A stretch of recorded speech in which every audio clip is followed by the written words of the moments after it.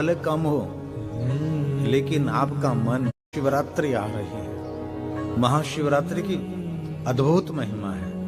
पहले भी कहा, दूसरी बार कहता हूं, महाशिवरात्रि ये देवों का पर्व है, रात्रि ये प्रकाश का पर्व है। इसलिए इस दिन का बहुत महात्म्य है। एक श्लोक बोलकर हम कथा का प्रारंभ करेंगे। ये प्रसाद महादेव का है, श्री हरि का उल्लेख किया है। और प्रथम बात की प्रथम चैव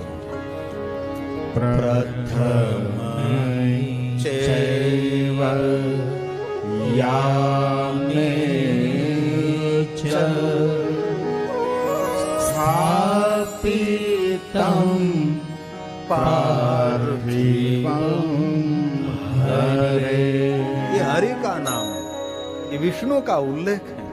स्थापितम पार्थिवम हरे, कितनी सुंदर बात की। अरे महादेव के मुख में से शब्द निकल रहा है, अरे ये विष्णु। सुना, उसका अर्थ होता है हे। एक उभा लेटा, खड़ा लेटा, नीचे थोड़ी सी बिंदी, उसका उल्लेख है हे। संस्कृत भाषा जो जानते उसको पता हो जाए, हे संबोधन है। अक्षर नहीं होता, संस्कृत में बहुत सारे अक्षर नहीं है, लेकिन उच्चारण होता है। बहुत गहन और मीठी और मधुर और गहरी, चित्त और मन को पावन और पवित्र करने वाली भाषा, देवताओं की भाषा, देवताओं की लिपि, जिनका नाम है संस्कृत। इसलिए कहा है विष्णु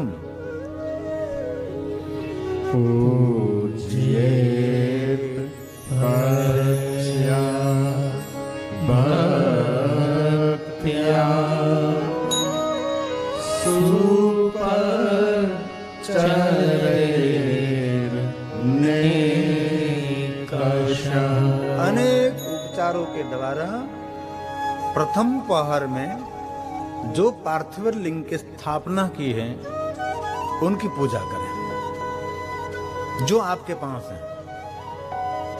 और कहीं लोग पूरी रात महाशिवरात्रि की रात्रि नहीं पूजा कर सकेंगे, तो 12 बजे तक तो जरूर करें।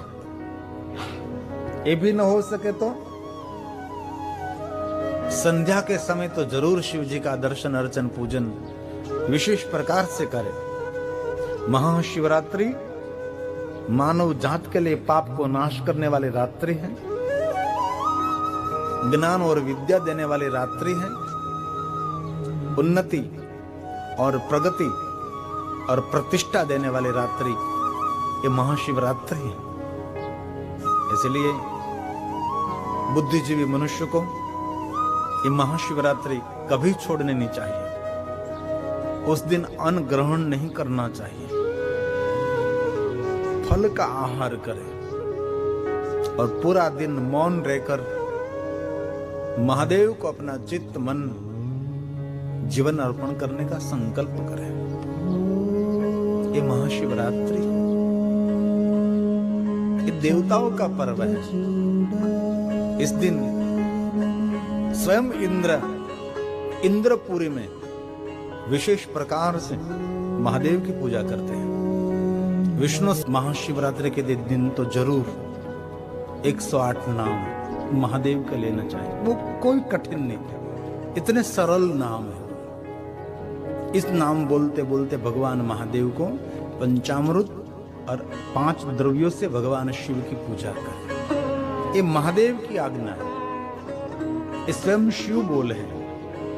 ये शिव महापुराण का श्लोक है, इस ग्रंथ का श्लोक है। पंच द्रव्येश्च प्रथमं, पहले 5 द्रव्यों से पूजनीयो हरः सदा। महादेव की पहले 5 द्रव्यों से पूजा करें, बाद में तस्य च मंत्रेण पृथक् द्रव्यं समर्पये।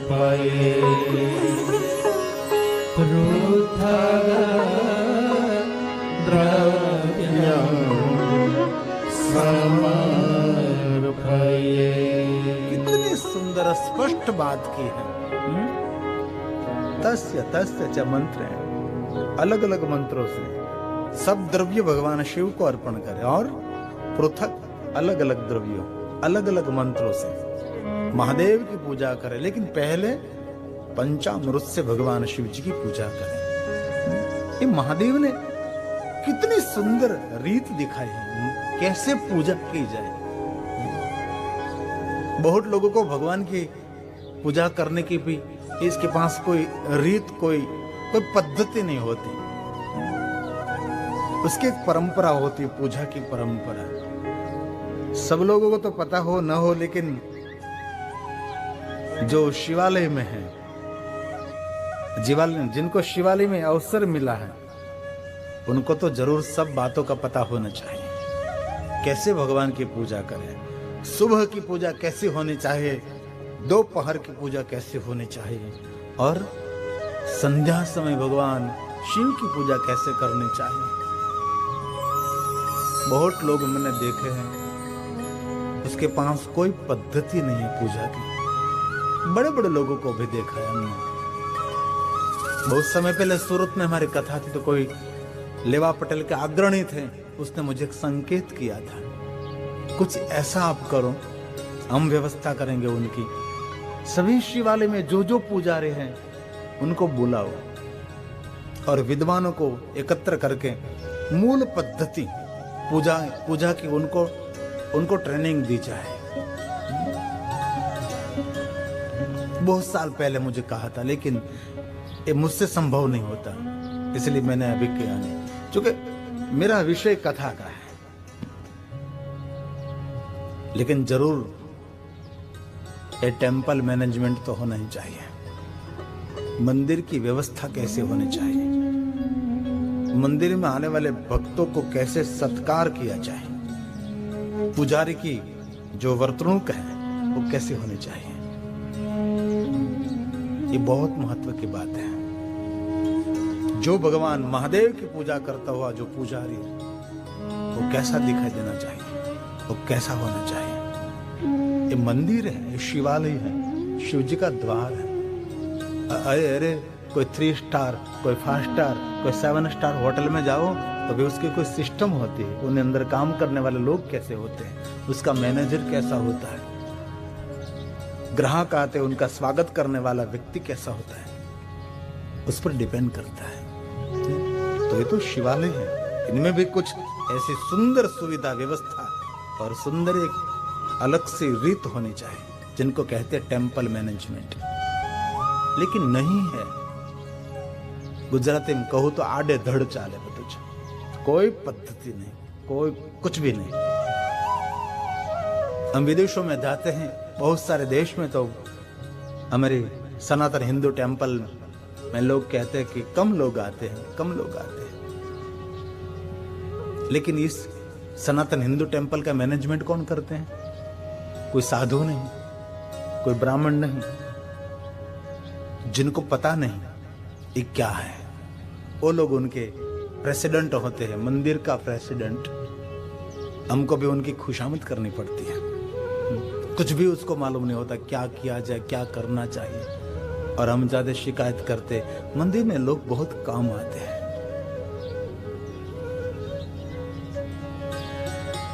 हमारा मंदिर बहुत कम चलता है, लोग नहीं आते। लेकिन वो जो मंदिर का मेन प्रेसिडेंट होता है ना, वही इतना अभिमानी, अहंकारी, घमंडी, कौन लोग आएंगे?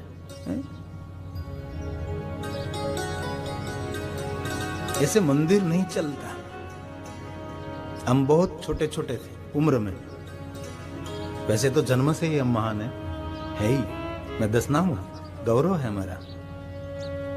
हम उम्र में छोटे थे तब हमारे पिताजी, हमारा तो जन्म ही शिवालय में हुआ, हमारा तो जीवतर शिवालय में गया।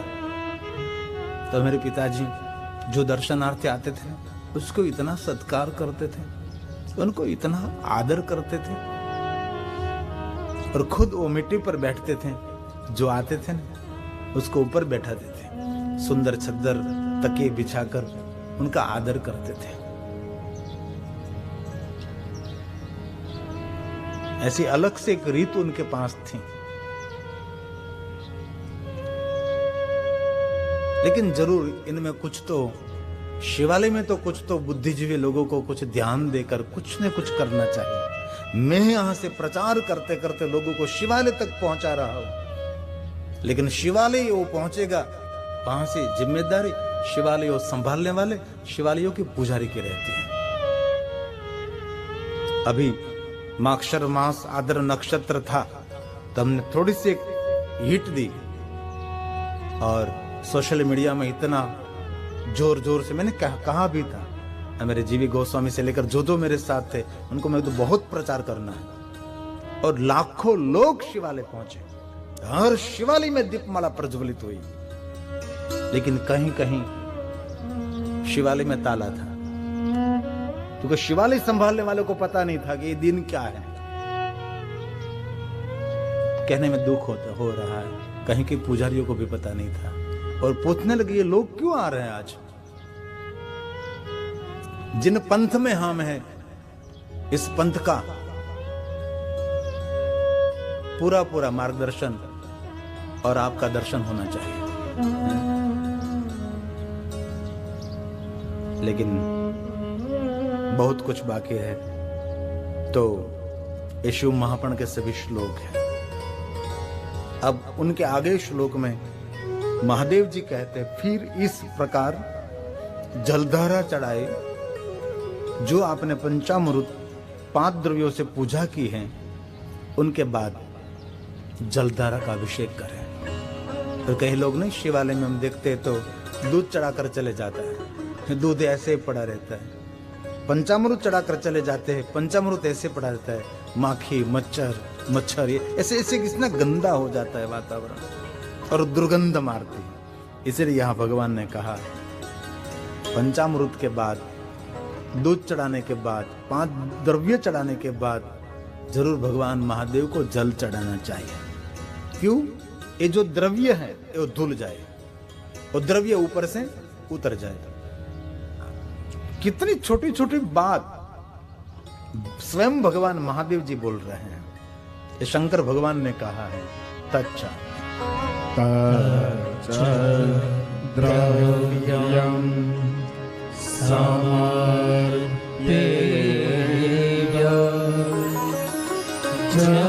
जलधारा ददेत वै और पश्चाच्च जलधार वीर्य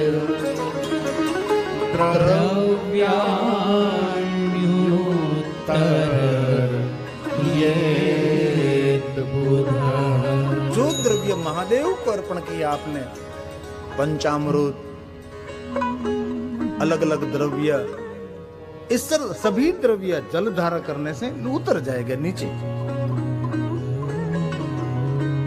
और एक बात और, यहां नहीं कहा लेकिन पहले मैंने पढ़ा है, इनमें कहा है कि भगवान महादेव का श्रृंगार होने के बाद कोई द्रव्य महादेव को अर्पण नहीं करना चाहिए। एक बार भगवान महादेव का श्रृंगार हो गया और श्रृंगार होने के बाद कोई द्रव्य नहीं। हमने देखा है शिवालयों में अव्यवस्था है, पुष्पों का सुंदर श्रृंगार किया महादेव जी का। पुजारी ने इतनी मेहनत से, पुजारी ने इतनी लगन से भगवान को सजाया, भगवान का श्रृंगार किया, और कोई दूध की टबूड़ी भरकर आएगा महादेव को चढ़ा देगा। सब कुछ जो श्रृंगार है सब कुछ खत्म हो जाता है। इसलिए भगवान का श्रृंगार होने के बाद कभी ऐसी हरकत नहीं करनी चाहिए। शिवालय में कोई मर्यादा होती है, उसकी भी कोई परंपरा होती है। जब चाहो तब आप कोई भी हरकत शिवालय में करो तो एक अविवेक भी माना जाता है। इसीलिए भगवान महादेव ने स्वयं ने कहा कि पंचामृत और 5 द्रव्यों से भगवान महादेव को अभिषेक पूजा करने के बाद एकदम शुद्ध जल से भगवान महादेव को जलधारा करनी चाहिए। क्यों? ये सभी द्रव्य उतर जावे, धुल जावे मतलब सभी निकल जाए। बहुत बहुत ये महादेव ने सब कुछ कहा है और कहा 108 नाम मंत्रों को पढ़कर जलधारा दे। अभी जो हमने 108 नाम सबने बोल लिए, ये 108 नाम बोलकर भगवान महादेव को जलधारा करे। ये स्वयं शिव बोल रहे हैं ना। ये कथा महादेव ब्रह्मा जी, विष्णु जी और भवानी को सुना रहे हैं। और बहुत सुंदर बात की भगवान व्यास ने कहा है 108 नाम बोलकर जलधारा भगवान महादेव को करे और निर्गुण होते हुए भी सगुण शिव जी की पूजा करे। वास्तव में भगवान शिव जी तो निराकार है। निराकार होते हुए भी उसकी कल्पना आकार में करे। क्योंकि भगवान महादेव की पूजा तो अलग अलग है, आप सब जानते हैं। एक तो है आकार पूजा, एक है अवतार पूजा और एक निराकार पूजा है। महादेव के अवतारों की पूजा है। अवतार क्या अवतार? काल भैरव क्या है? अवतार है। वीरभद्र क्या अवतार है? हनुमान जी क्या अवतार है? ऐसे भगवान महादेव के अवतारों की पूजा है और आकार की पूजा है। हम शिव जी की प्रतिमा निर्माण करते हैं। शिव जी की सुंदर जो काल्पनिक महादेव ऐसे लगते हैं, ऐसे हम प्रतिमा बनाते हैं। आकार पूजा और निराकार लिंग स्वरूप की पूजा। और उसके आगे ओमकार की पूजा, ओमकार बिंदु, ओमकारी पूजा। इनमें कोई प्रतिमा नहीं, कोई मूर्ति नहीं, कोई लिंग नहीं, कोई आकार नहीं, कोई अवतार नहीं। शब्द ब्रह्म जिनको कहते हैं, जो मूल है। योगी महापुरुषों जिनका ध्यान करते हैं और ओम का उच्चारण समग्र शरीर को ऊर्जावंत बनाता है। इसलिए योगी महापुरुष सुबह में योग में ओम का नाद करते हैं। नाभि से लेकर ब्रह्मांड तक जाता है। इतना नाभि हमारा केंद्र है, हमारा मूल केंद्र है। वहां से हमारा शरीर निर्माण हुआ है। जब हम माँ के पेट में थे ना, तब हम मुख से आहार नहीं लेते थे, हम नाभि से आहार लेते थे। ये आहार केंद्र है, नाभि से आहार लेते थे। हमारा पोषण होता था। ये है नाभि,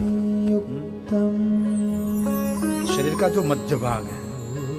नित्यं ध्यायन्ति योगिनो। ओम का उच्चारण जितना लंबा खींच सको, इतनी आपकी मानसिकता तीव्र बनती है। बिंदु संयुक्तम नित्यं ध्यायन्ति योगिनो। कामदं मोक्षदं चैव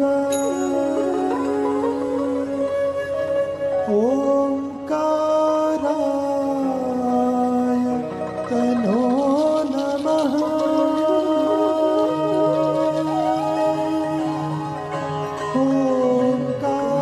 ओंकाराय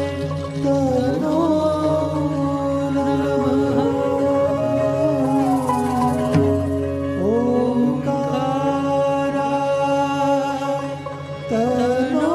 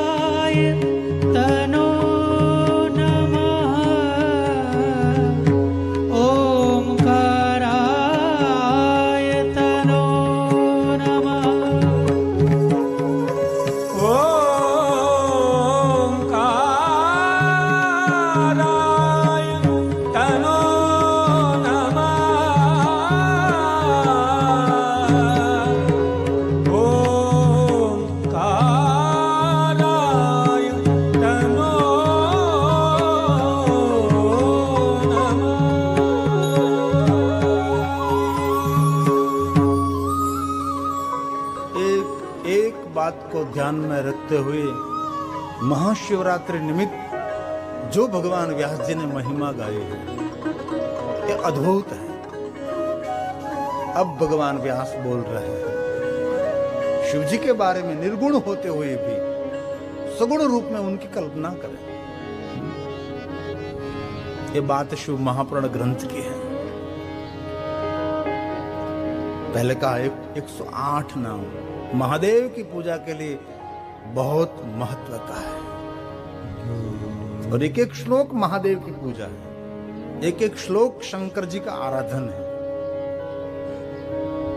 कर्ण और अंतकरण दोनों को पावन करते हैं। भगवान बोले शतमस्तोत्तरं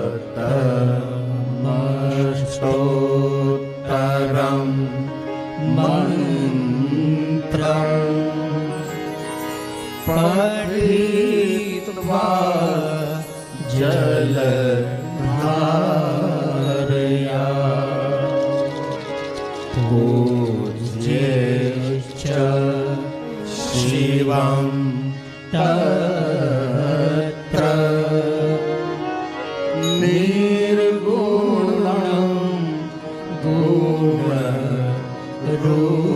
गुणरूपिणं निर्गुणं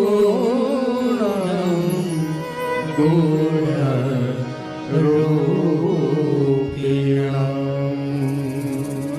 महादेव महादेव महादेव, क्या बात कही शिव महापुराण में।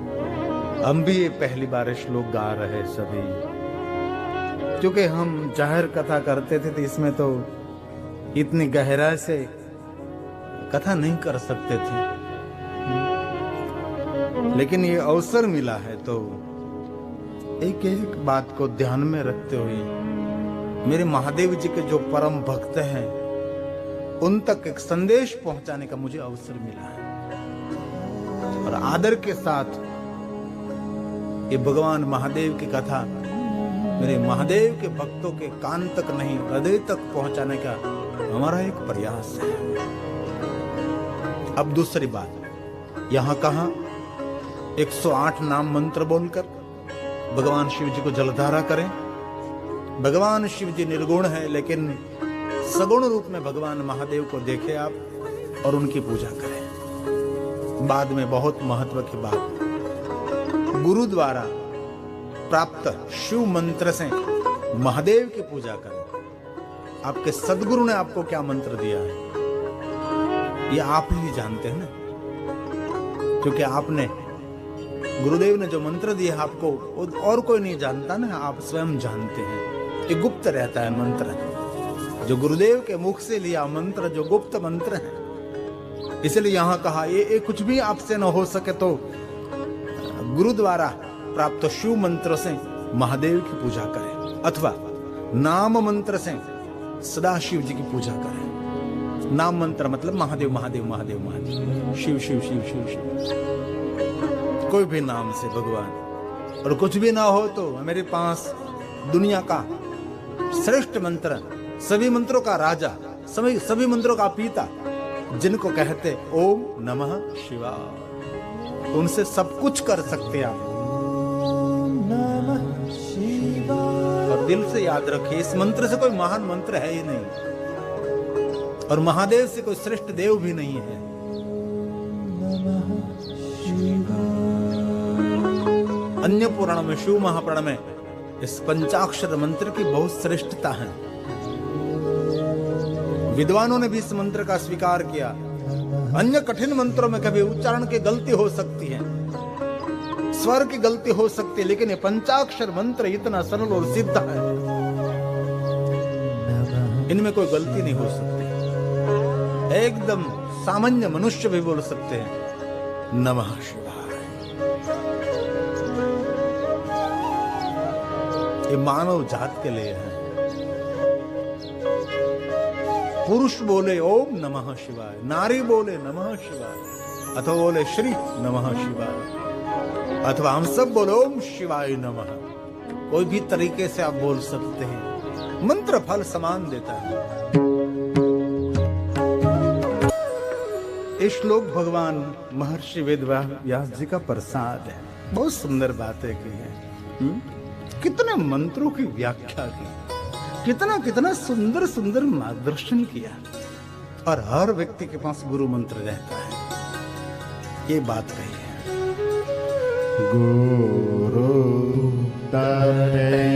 गुरुदेव ने मंत्र दिया है, मंत्रे कोई ना कोई तो मंत्र होगा। पूज्ये वृषभ, महादेव का नाम है वृषभध्वज। और अन्यथा नाम मंत्रे पूज्येत् वै सदा शिवम्, पूज्येत् वै सदा शिवम्। महादेव की पूजा करते समय कितने कितने मंत्रों की व्याख्या की। और बाद में व्यास जी ने कह दिया, गुरुदेव ने जो मंत्र दिया है आपके लिए वो महामंत्र है, उससे कोई श्रेष्ठ और महान मंत्र नहीं। और ये मंत्र आपको ही पता है। गुरुदेव जो मंत्र देते हैं वो मंत्र किसी को हम कहते नहीं, दूसरों को कभी सुनाते नहीं। उन मंत्र से ये भी न हो सके वृषभध्वज भगवान शंकर, अन्यथा नाम। भगवान महादेव के नाम लेकर भगवान महादेव की पूजा करे। बहुत सुंदर मार्गदर्शन किया। अब बहुत सुंदर बात कही है। उत्तम चंदन से, अखंड चावलों से, काले तिल से परमात्मा शिव जी की पूजा करनी चाहिए। बहुत सुंदर बात। चंदन, सुखड़ को घिसना पड़ता है ना, जो काष्ठ आता है। और हम सब तो क्या करते हैं, बाजार में से केसर चंदन युक्त 10 रुपए के डब्बे ले आते हैं। 10 रुपए में चंदन मिलता है। उसको तो तख्ते पर और उससे पर पत्थर के साथ घिसना पड़ता है। चंदन सुखड़ जिनको कहते हैं, जो हम करते हैं। इसमें थोड़ी सी केसर की पंखड़ी मिला दो, रंग बदल जाएगा। श्वेत चंदन, केसर युक्त चंदन और रक्तवर्ण चंदन महादेव को चढ़ा सकते हैं आप। इसमें गंगा जल मिश्रित करके चंदन बनाना चाहिए। जो पत्थर का होता है ना, खरल भी कही जाती है, कई लोग तख्ता कहते हैं, हम गुजराती में उसको ओरिस्सो कहते हैं। उड़ीसा पर चंदन को ताकत लगाकर हम घिसते हैं, वो चंदन है। ये तो सब कलर हैं, रंग है, रंग। उनसे लोग पूजा करते हैं तैयार। इनमें भी कहीं कहीं लोग इसके अंदर इतना सुगंधित द्रव्य डाल देते हैं, पूरा दिन खराब हो जाता है। इतना सुगंधित द्रव्य, आहा। और जितना सुगंधित द्रव्य आप ज्यादा यूज करोगे, इतनी आपकी मानसिकता खराब रहेगी। इसलिए नेचुरल में रहो आप। कहीं जगह पर हमने पढ़ा था, उसमें कहा रात के सोते समय, रात कमरे में आपको कोई पुष्प भी नहीं रखना चाहिए, पुष्प की सुगंध भी नहीं रखनी चाहिए, ऐसा कहा। कई लोग तो इतना डाल देते, इतना, पूरी अत्तर की दुकान लेकर घूमते फिरते रहते लोग, ज्ञान तंतु को खत्म करते हैं। मैंने पहले भी कहा, बंद कमरे में अगरबत्ती नहीं, गुड नाइट भी नहीं, मच्छर को मारने के लिए, वो भी बहुत खतरनाक है। और जितना हो सके इतना करते हैं, उसका यूज कम करो। कम नहीं, करो ही नहीं। आपकी स्वयं की महक होनी चाहिए। इतना आप साफ सुथरे रहो, आपकी महक आए। आहार विचार में पवित्रता, खुशबू आती है। भगवान बुद्ध निकलते थे तो खुशबू आती थी, महर्षि स्वामी निकलते थे, खुशबू आती थी। आदि जगत गुरु शंकराचार्य निकलते थे, वृक्ष की डाली झुक जाती थी। ये महापुरुषों की लहर है। आपकी स्वयं की कोई महक होनी चाहिए। एक पौधे पर एक पुष्प खिलता है तो उनकी महक आने लगती है। हमें मेरे जीवन को पुष्प की तरह खिलाओ, महक आनी चाहिए, सुगंध आनी चाहिए। जीवन दुर्गंधित नहीं होना चाहिए, सुगंधित होना चाहिए। उनको कहते जीवन खा खा खा खा कर करते पूरे दिन। ये कोई जीवन है? और क्या क्या लोग खाते हैं, गंदे लोग। और बहुत देर से कहता हूं, जो अभक्ष का भक्षण करते हैं ना, उसको मंदिर में प्रवेश की भी इजाजत नहीं है। आहार और विहार और वाणी से जो जीवन से पवित्र है, उनको पूजा का अधिकार हो। इसीलिए तो ब्रह्मदेवता पहले पवित्रकरण कराते हैं। 3 बार जल रखो, 3 बार जल पीओ, कितनी पवित्र अपवित्र अपवित्र। ओम हरि ये क्यों कराते हैं? अपवित्र हम पवित्र नहीं है इसीलिए कराते हैं। सर्वावस्था गतोऽपि वा यः स्मरेत्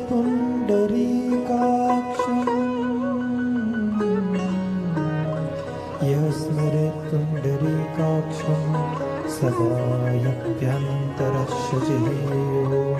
पवित्रं